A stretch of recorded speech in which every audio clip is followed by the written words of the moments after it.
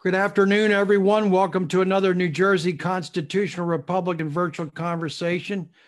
It's my great privilege and honor today to have my good friend, CD3 Republican candidate for the United States Congress, David Richter, with me today. David, how are you?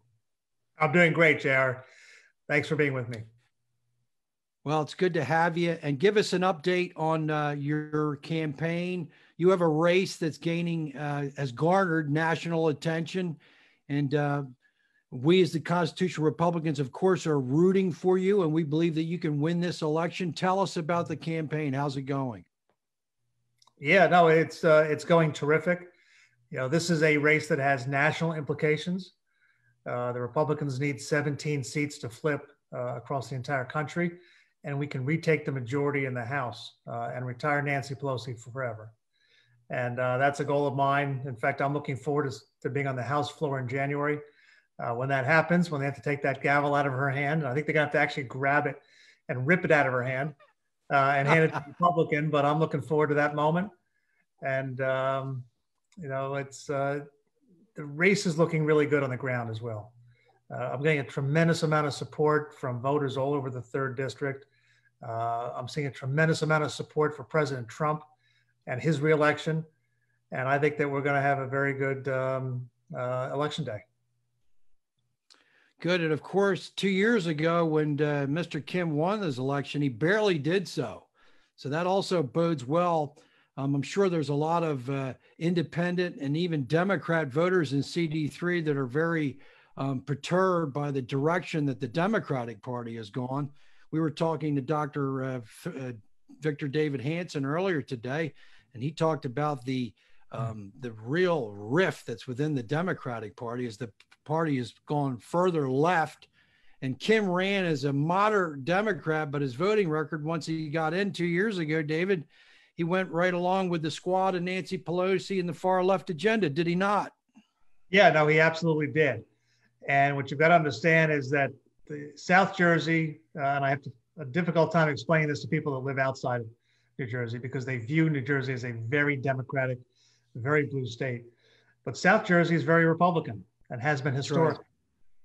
Right. And this district was held by a Republican congressman for actually several Republican congressmen pretty much throughout my entire lifetime.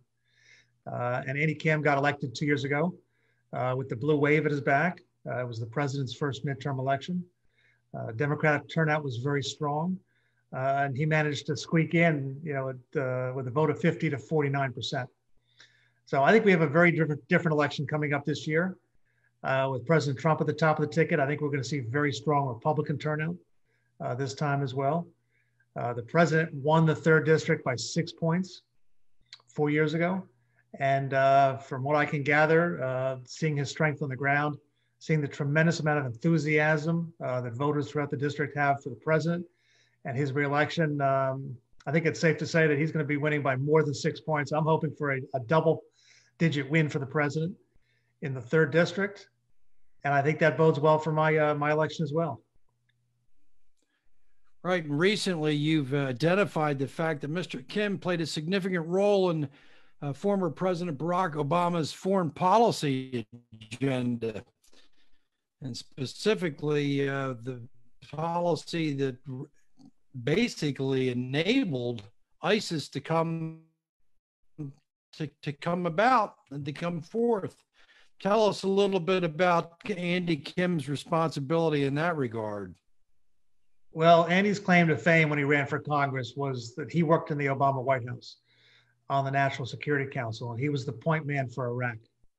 And the reality is, if you look at what happened over Obama's presidency in the 2nd term, ISIS came to power and took over large swaths of Iraq and Syria and became a major force for evil in the region. President Obama is on the record as having claimed that they didn't view ISIS as much of a threat. In fact, they were the JV team. And then after the fact, when they came to power, yes, he felt betrayed by his intelligence team that they didn't have the advanced knowledge of what they needed to know. And there's no question that Andy Kim was in charge of that intelligence team. And he was the one who dropped the ball. and ISIS came to power significantly. And you know what happened there with it led to just tremendous loss of life, tremendous disaster foreign policy wise for the Obama administration, and the blame for that all lands on Andy Kim. Okay, so we're back online again, and we had some difficulties with the streaming. I have satellite ISP, and sometimes we have some cloud cover that interferes. So we're going to attempt to finish this interview. And David, you were talking about Andy Kim's role in helping to shape President Obama's foreign policy, and which essentially led to the creation of ISIS. Yeah, no question about that. His claim to fame and the basis of his run for Congress was that he was one of Obama's senior advisors, worked on the National Security Council, and was the point man on Iraq policy. And I think we can all tell how that turned out, which is he oversaw that policy at a time when ISIS became a major force in the Middle East, in Iraq, and then in Syria as well. And ISIS was a disaster. President Obama is on the record claiming that he thought ISIS was the JV at the time, was not going to be a major problem. And obviously they became a major problem. And after the fact, he said, well, his intelligence team hadn't told him everything he needed to know. You know, unlike Harry Truman, the buck stops here. You know, he blamed his people. And who was in charge of that policy in the White House? Andy Kim. So if he's going to take credit for the policy, it was a failed one, and his record as a presidential advisor is a failure. Or if he wants to try and claim, hey, he was just a low-level staffer, well, then I think he needs to be honest with the voters about exactly what his role in the White House was. It's a good point, David. You know, David, the Democrats have essentially written off union, middle class, hardworking people, and rely on the very wealthy on one end of the spectrum, and then the poor. And of course, they garner over 90% of inner city votes throughout the urban areas. But yet we have high tech, the finance world, Silicon Valley, Hollywood, now the professional sports, many foundations, the media, the wealthy class within the universities. And this is a very strange left-wing alliance with the wealthy and the poor. And our message, your message as a Republican, is that we want to treat everyone equally and indiscriminately, and we don't care about race, sex, or religion. And that's why your candidacy should resonate with more voters in CD3 than your opponent. Yeah, no, you've made a lot of good points. When I was growing up, I heard the refrain a lot from Democrats, as did you, I'm sure, that the Democrats were the party of the common man, and the Republican Party was the party of the rich. That wasn't true then. It's certainly not true today. But at least they've given up, you know, making that claim. There's no question that when you look at the elites, whether it's Wall Street, Hollywood, Silicon Valley, academia, or anywhere else, they're behind the Democratic Party, and it's the working men and women of this country. That great middle class that is behind our president. And I see it every day on the campaign trail. I see it at night on the evening news. The Republican Party stands for the individual. And the Democratic Party has gone down this path of trying to slice and dice the electorate up into boxes, whether it's women, Blacks, Latinos, union members, LGBTQ, and others. And they try to appeal directly to those groups and only those groups, one at a time. And then they're hoping every election day that they add up to 51% of the electorate so that they can win an election. And what I love about the Republican Party is that we don't do that. We treat everybody as an individual. We're all equal. We all have the same constitutional rights and the same constitutional protections, as we should. And we talk about ideas.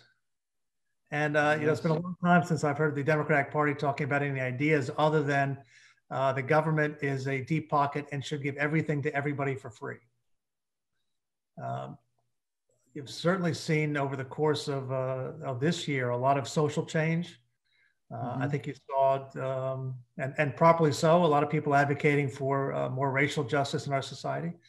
I think one of the great things about our country and the great things about our Constitution is we're constantly improving. Change is built into the Constitution through the amendment process. Right. A government where you can petition for change. You have the right to peaceably assemble for change and protest. And those are good things. Those are great things about America. And then yet we've watched it devolve into these riots and the lawlessness and the criminal behavior all across our country, primarily in Democratic states with Democratic governors and Democratic cities with Democratic mayors and city councils, where you can see the natural progression of progressive policy, which is no respect for the rule of law, right?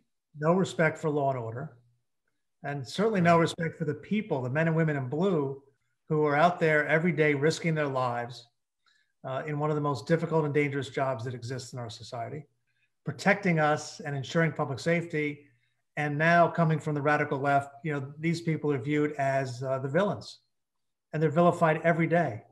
They call for defunding the police. They call for radically changing, the way police are trained and protected. We have something called qualified immunity that protects law enforcement officers who have to make decisions in fractions of a second from being held personally, civilly liable for what happens. And I think that's a smart thing to do. I think it protects our law enforcement officers and their families from potential bankruptcy if they were to make a mistake. Now, let's the police force be held liable if something truly does happen and there are consequences for that. Andy Kim, in a police reform bill earlier this year, voted to take away qualified immunity from our police officers, something I thought was a huge mistake. And I stand behind our women and men in blue. That's why I received last month the endorsement of the New Jersey State PBA, and I'm very proud of that. They've stood behind me because they know that I stand behind them. Absolutely. And of course, what's remarkable, David, is that we see a lot of the Democrat mayors and the Democrat leadership in some of these cities where we have outright anarchy, and they're actually telling their law enforcement agencies to stand down and violating the rights of the people and the business owners and the property owners. And when they go into these cities and ask the people, do you believe in defunding the police? The average citizen says, absolutely not. We would create what Thomas Hobbes identified earlier on centuries ago in a state of nature where people are going to be looting and robbing and murdering. And we see the horrific actions occurring in Louisville last night as a result of a decision that was made by a court. And it's important as a federal representative, which you will be, that we give support federally to these areas. And do you think that we need to be more aggressive in putting down these insurrections, if you will? I think that we need to take a William Tecumseh Sherman approach and put the fear of God back in these criminals, because the Democrats essentially think that criminals are victims, as opposed to the victims who the criminals are inflicting crime upon, which doesn't make any sense to anyone. What are your thoughts? I never thought I would see in my lifetime the events that have unfolded in the past 6 months in city after city across America, where the police are told by their civilian leaders, stand down, don't enforce the law. Let the mob have its way, and that will placate them, and then they'll go away. Well, I think Portland is Exhibit A to show us that that doesn't happen. You only embolden a mob when you stand down and let them have what they want. The demands go up, not down. The lawless activity, the violence, the destruction of property, it just only increases. And so what you need to do is you need to enforce the law, and you need to enforce it 24/7, every single day. And you can't have what Seattle had, which was the autonomous zone, where the city and the police don't have control of what's going on. There were American citizens with property and businesses and homes in that zone. And allowing that to happen, and I think the mayor of Seattle called it, it was going to be the summer of love in Seattle, quickly devolved into anything but. And it's a real shame. I think you saw in Minneapolis recently, even members of the city council, the very ones who voted to hold back the police, not to let them do their jobs, who voted for cutting funding to their own police, are now back in city council chambers. By the way, all summer long, they had private security protection for themselves, the same protection they denied the average citizen in Minneapolis. But now they're back holding hearings on why is crime skyrocketed in Minneapolis. I don't understand what they don't understand, because when you do what they did to the police, when you give carte blanche to rioters and looters and criminals to behave the way they want to behave, how you're surprised the crime goes up, I have no idea. But it sometimes shocks me the quality of public servant that exists out there in this country. I'm someone who spent my entire career in the private sector, and I've watched politicians and elected officials over the years, and I've often been dumbfounded by what we get from them, and it's part of what inspired me to run for office. I think we can do better, particularly right now when you've got so many economic challenges. Certainly during President Trump's first 3 years in office, he did everything he said he was going to do and rebuilt the economy into the strongest it's been in decades. The pandemic, which nobody saw coming and nobody could be blamed for, certainly has sucked the air out of the economy. It's hurt businesses, it's destroyed jobs, and we need to bring the economy back as quickly as we can.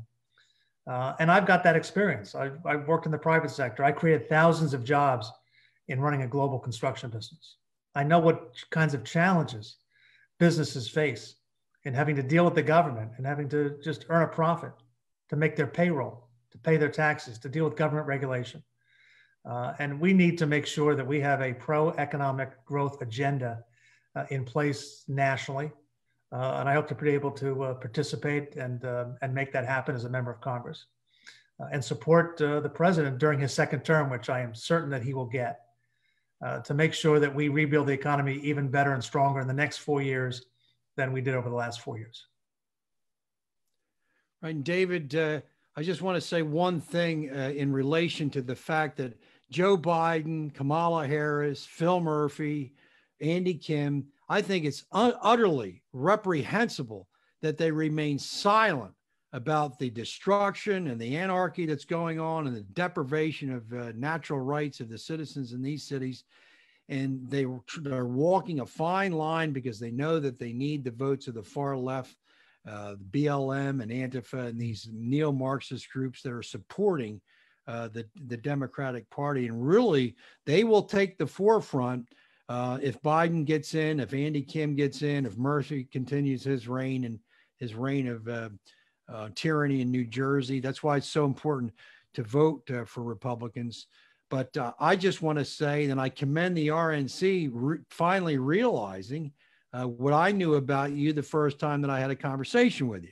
And that was your great respect and love for the Constitution and for upholding the Constitution and realizing that the Constitution is the best protection, the structure of the Constitution, separation of powers, limited government, consent of the government, that is the best security in protecting our natural rights. And I think that's very encouraging.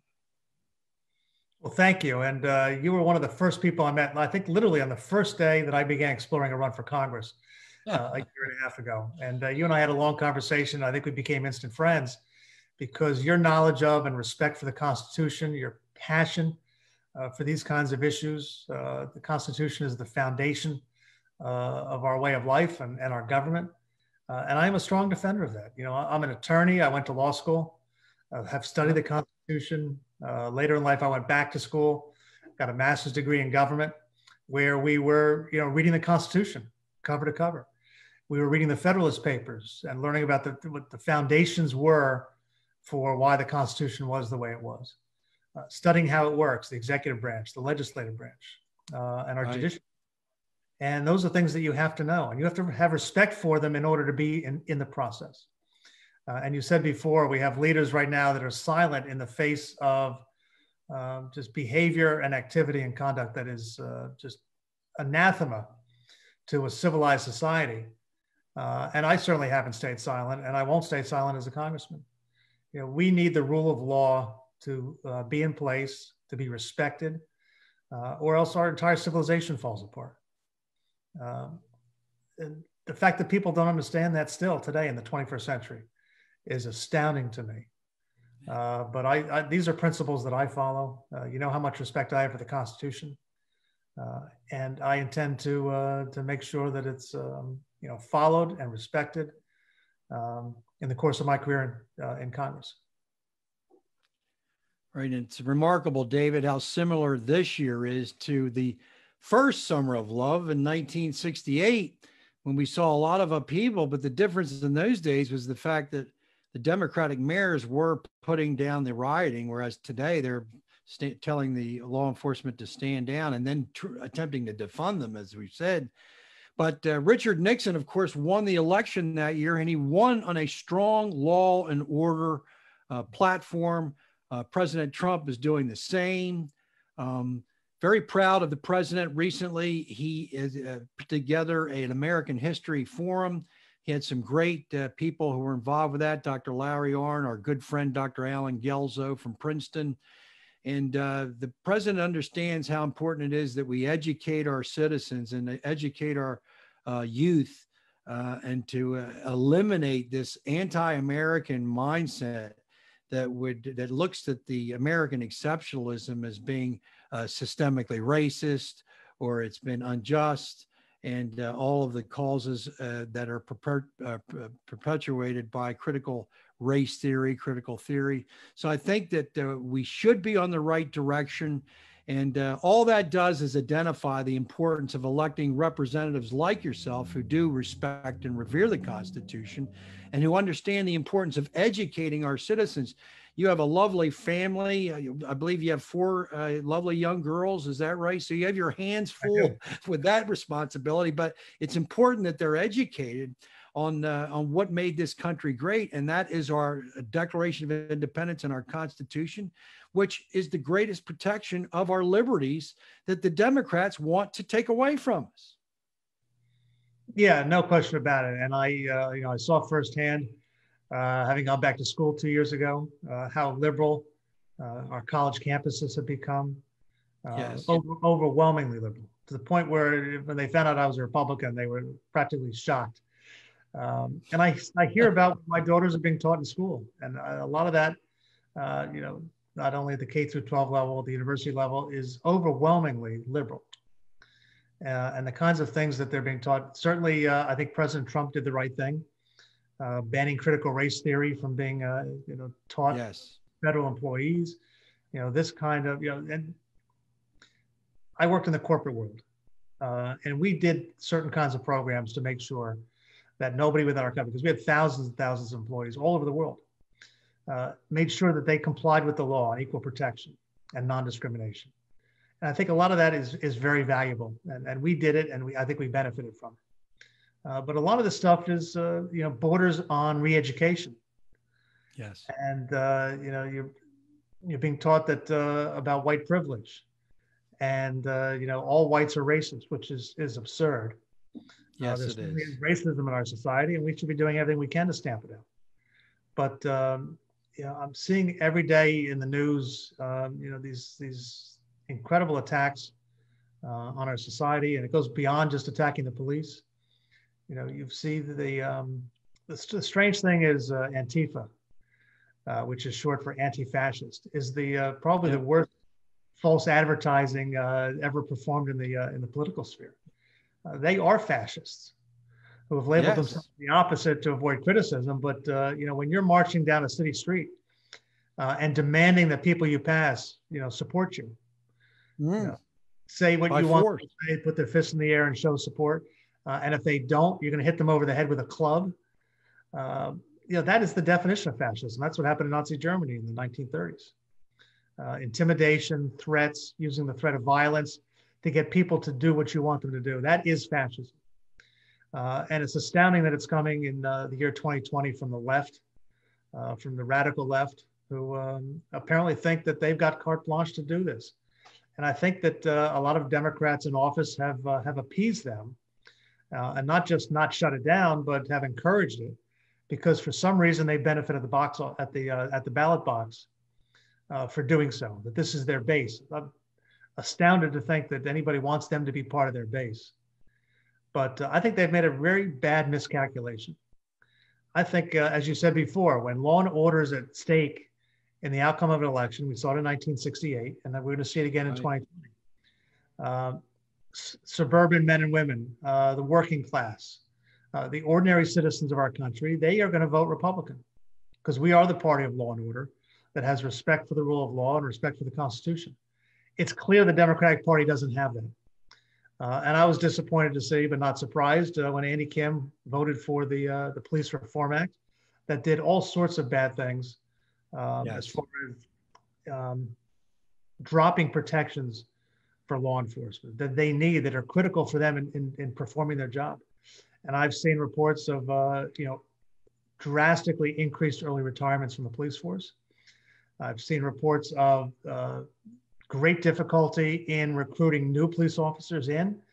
And I'm worried 5 or 10 years from now what our police force is going to look like and the capabilities and resources it's going to have when our elected leaders don't stand up for them and make sure that they can do their job and do it well and do it safely. No question.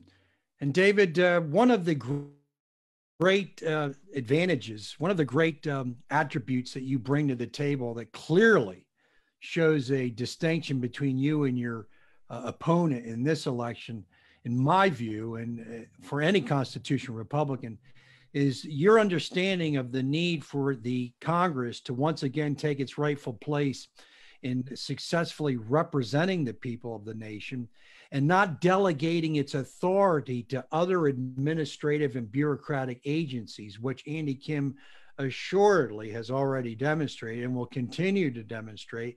And these administrative and bureaucratic agencies essentially take the power away from we, the people, who elect you as our representative to make the decisions that these bureaucratic agencies have been given by the Congress.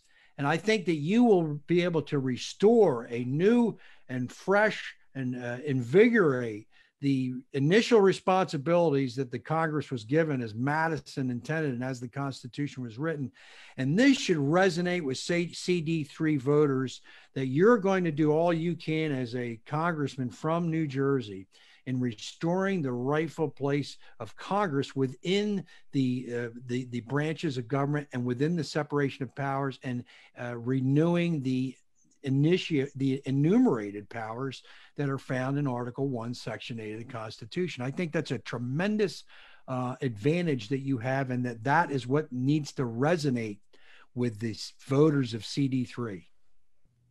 I agree with you completely. There's no question that the bureaucratic state has become a monster that constantly needs to feed itself and grow. And I think during the last year of Obama's presidency, there were 80,000 pages of new regulations put in place just in that 1 year. It just grows and grows and grows, and Congress needs to get control of it. And I think one of the great ideas that President Trump had when he came into office was he wanted to chip away at that. He wanted to deregulate the federal government. And he put in place a guideline that for every new regulation any agency wanted to put out, they had to get 2 off the books. And I think that's a very good guideline, and it gives them a sense of where he wants that to go, which is a bureaucracy. And I've seen this firsthand. Bureaucrats have to justify their own existence and why they're getting a paycheck, and so they create more regulations and more rules. And over decades of time, as these things have grown, they have strangled the economy. They cost the economy, federal regulations alone cost the economy trillions of dollars a year. And President Trump has been a leader in trying to pull that back. I intend to be a leader in Congress in trying to rein in the bureaucratic administrative state. I think that's critically important to the success of our economy going forward. And you're right, it's a huge problem, and it's a constitutional issue as well. That balance of power between the legislative branch and the executive branch. And Congress has for far too long passed laws that provide sort of general outlines and guidelines, and then said, okay, this department or that department, go ahead and implement by whatever regulations you see fit. The voters can unelect a congressman or a senator that they disagree with, who have passed laws that they disagree with. They can't get rid of bureaucrats they don't even know about, who are passing all these regulations onto them and businesses in the country. in order to be responsive to the voters, because they're the ones we work for, that power has to reside in people that have been elected by the public, so they can elect different people if they don't keep their promises and do things that the public doesn't want to have happen. No question. Another thing, David, that gives you a tremendous advantage is the fact that you have been a successful businessman. You understand bottom lines and being able to bring in to finish in the black instead of the red with your accounting sheets. And of course, that same mentality needs to be brought back to the Congress and initiating, restoring the idea of a budget, restoring the idea of specific appropriations being given to specific needs, as opposed to these omnibus bills and these bills that are loaded with all sorts of spending, as opposed to just keeping it cut and clean with appropriations being given to where they're essential, and not being lobbied for, not being placating in special interest. And I know that you'll be very diligent in reincorporating, essentially ending the continuing resolution nonsense, which is just kicks the can down the road, but actually want to restore the idea of a budget and to stick with the budget and to make sure that our surpluses are there and that we're eliminating debt. And that gives you a great advantage over your opponent. Well, as you know, JR, I'm a very strong fiscal conservative. I look at what the federal government has been doing and continues to do year after year, and I get worried because I do have 4 teenage daughters, and I'm not only worried for my economic future and the future of our country, I'm worried about what they're going to see in their lifetimes. I want to make sure they and everyone's children have the same economic opportunities that we've had.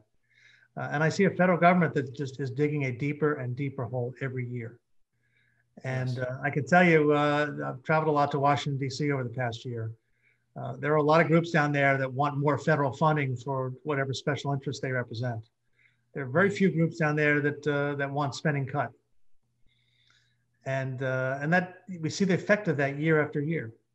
And this is a problem that is big and getting bigger. But the ultimate ramifications are a couple decades away. And we have congressmen and congresswomen that are elected every 2 years. And no one seems to want to take that challenge because they're just worried about getting reelected in the next 2-year election cycle. They keep kicking the can down the road. And as someone who came out of the business world, who 25 years ago gave up being an attorney to join my dad in business because his business was going, heading toward bankruptcy, and was seeing a lot of financial troubles, and worked hard to turn that business around, create thousands of jobs, get the business restructured so that it could operate profitably and grow. We took the company public. These are the kinds of things that we need in elected officials, and we have far too few of those people working in government that understand budgets, that understand that when you say you're going to do something, you actually have to get it done. Because in business, I did that every day. We made commitments to our clients, we made commitments to our partners and to our employees. And then at the end of the day, we had to deliver. And if you don't deliver in business, you're not successful. I have an opponent in Andy Kim who's never collected a paycheck from the private sector. He's a bureaucrat and a politician by nature. He's only ever earned a dime off of the taxpayers and doesn't understand how the private sector works. We need somebody in Congress representing the 3rd District who understands the challenges that small business people face. And it's more than just every 2 years when you walk into a store with a cameraman behind you and ask the owner how he's doing, isn't it tough? What a tough year this has been. Thank you very much. And you go back to your job. Photo ops are not what we need right now. We need somebody in Congress that can go down to DC and get things done. And there's a group down there called the Problem Solvers Caucus, which I don't know if you know of it. Yes, I've heard of them. 50% Democrats and 50% Republicans who want to work across the aisle. Actually get things done in a bipartisan way. And I enjoy to join the Problem Solvers Caucus. I have to go find a Democratic member to join with me. But that certainly won't be Andy Kim. He's had 2 years in Washington, and he has not joined the Problem Solvers Caucus. He must feel his home is in the Progressive Caucus, advocating to make our problems worse, not better, because you know what the Progressive Caucus has advocated for. The $90 trillion Green New Deal that would bankrupt the economy. There's no doubt. $33 trillion of Medicare for all that would lead to socialized medicine and also bankrupt our economy while at the same time delivering worse health care to the American people. These aren't examples of Andy Kim solving problems. These are examples of him demonstrating to the voters and to everyone that he is a radical liberal Democrat. He's not there to represent the values of South Jersey, which I know are not what he represents. And I intend to go down to Congress and get things done. That's the only reason I'm running. I want to make the lives of people that live in New Jersey, in fact, the lives of people all across this country, better by getting things done, improving our economy, improving our country. And if I can't do that, I'll step aside. But I don't have any doubt that President Trump is going to get reelected. He's earned the right to be reelected, and we have a candidate in Joe Biden, or maybe we should start calling it the Kamala Harris candidacy, because both he and her have made the Freudian slip on the campaign trail of calling it the Harris administration. But there's no question Joe Biden is not up for this job. I think that's going to be really apparent when they have their first debate next week, and then 2 subsequent ones in October. That Joe Biden, who has been hiding in his basement for the last 6 months, his campaign staff have done every single thing that they can to keep him away from the cameras and away from real questions. They have scripted him. He has a teleprompter in front of him every time he talks, and when he does, he still can't get the speech out right. He makes flub after gaffe constantly. And when he's up on a debate stage with President Trump, who's an aggressive and sharp debater, for 90 minutes, I think the American people are going to see what their real choice is, and they're going to vote to reelect the president. I don't have any doubt about that at all. Well, they're going to need to have some rules for the debate. Make sure there's no earplugs in Mr. Biden's ear, because they'll be trying to give him the answers. But there's no question, David, that Mr. Biden is cognitively unfit for duty. There's just no question about it. He's merely a prop. And what stands behind him is Kamala Harris, Bernie Sanders, the squad. They're waiting to take over the Democratic Party. Make no mistake. And I just want to say also, David, that you really represent a very unique combination of a successful businessman, but also a rule of law lawyer. And that's what really makes you a very attractive candidate. And we certainly are looking forward to your victory. Now, it's been a great discussion, but I'd like for you to address and speak to any independent voters, any Democratic voters out there who are bewildered and disenfranchised by the hard left move of their party.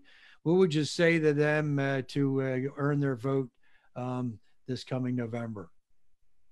Well, let me start with Joe Biden, because here is someone who may be the first presidential candidate in history who won his presidential primary and then let the man he defeated, Bernie Sanders, draft the platform for the party going forward.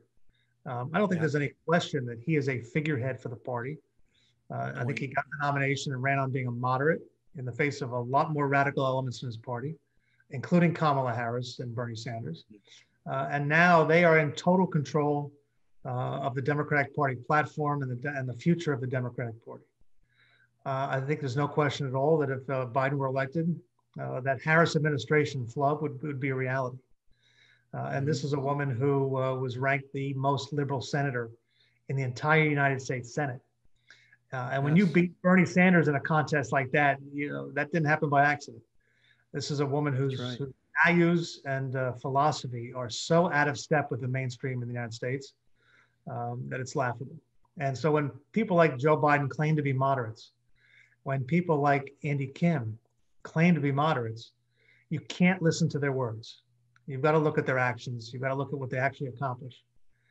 Andy Kim is no moderate, and I think the voters in the 3rd District have come to realize that over the last 2 years. The promises that he made are not the promises that he's kept. He's appeased the radical left. He's gone down there because he's part of that group. And I don't know if he's been bragging about the last couple of years what he did between the Obama administration and running for Congress.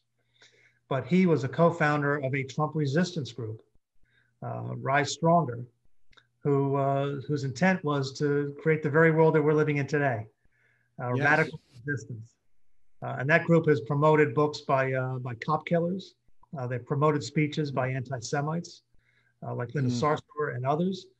I think that's the true reflection of what Andy's philosophy is. And I can tell you, because I've spent almost my entire life living and working in the third district, that he does not represent the values of South Jerseyans. Right. And I'm hearing that every day from the voters that I'm talking to.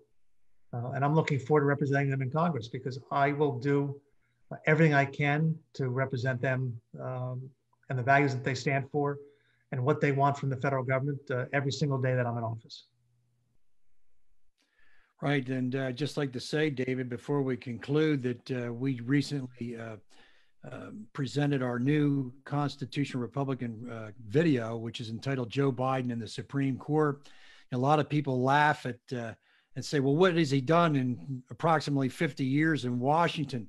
And I say he's done a significant amount in the ideological composition of the judges that have sat on the Supreme Court. And that this video shows Joe Biden's perverted view of the Constitution and his support for justices that take that same perverted view. And we also include President Trump explaining the importance of selecting judges who believe that the Constitution needs to be interpreted as it was written. So I invite you to view that, and also our audience to view that, and to remember that we need to talk to some of the maybe disgruntled Republicans, maybe those disgruntled Democrats, those who are independents, who are maybe on the fence, and tell them that they need to vote for President Trump. They need to vote for David Richter. They need to vote Republican, and we'll be able to do a much better job of representing our citizens and your constituents than the Democrats will. But David, thanks again for joining me today. Hopefully we can get together one more time prior to the election, and we'll be keeping a close eye on you and all that you're doing. I want to thank you for joining me today. JR, it's been my pleasure. I'm looking forward to hopefully doing this again soon. Maybe once we have a nominee for the Supreme Court that President Trump has said he's going to announce on Saturday.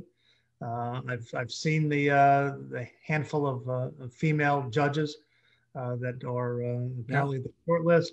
They're all outstanding judges. I think they're all going to be confirmed without question. And I'm looking forward to that process happening. I've heard a lot from people on the left that apparently have never read the Constitution about how they think this process should work based on what a senator has said here or there, or based on what happened 4 years ago, which unfortunately is not how the system works. And they're going to find that out very shortly, because the president's going to do what he's constitutionally required to do, which is nominate an outstanding judge to fill that vacancy. The Republican majority in the Senate is going to confirm that judge. And I have no doubt that that's going to happen. And we're going to fill the court. And President Trump's going to be the first president in a long time that had a chance to fill 3 vacancies in just 4 years in office. And I think that's terrific, because we need originalist judges. We need judges that interpret the Constitution as it was written, not as people today would like it to be interpreted. And I think that frankly, one of President Trump's greatest accomplishments in office has been appointing terrific judges to the bench at the district, the appellate, and the Supreme Court level. And I think that's one of his greatest legacies. That's right, David. I'll have to tell you, I'm rooting for Amy Barrett. She's got my support, and I really like her and everything she's accomplished. I believe she has 7 children, David. So she's managing her household, and also, she's got you beat in that respect. But she's very faithful to the Constitution, and is a textualist, which it's imperative that we have on the court. But David, thanks again. It's been great. Always a great conversation, and we'll do it again. All the best with your campaign up there, and bring home a victory for us, will you? Thank you, JR. I'm working hard to make that happen. Appreciate your support. I know. Well, always, and hopefully we'll talk again before the election. But David, you'll join me in wishing all of our audience a good night. And remember what Lincoln said, liberty for all. Thank you, and have a good night. Thank you, David. Thank you.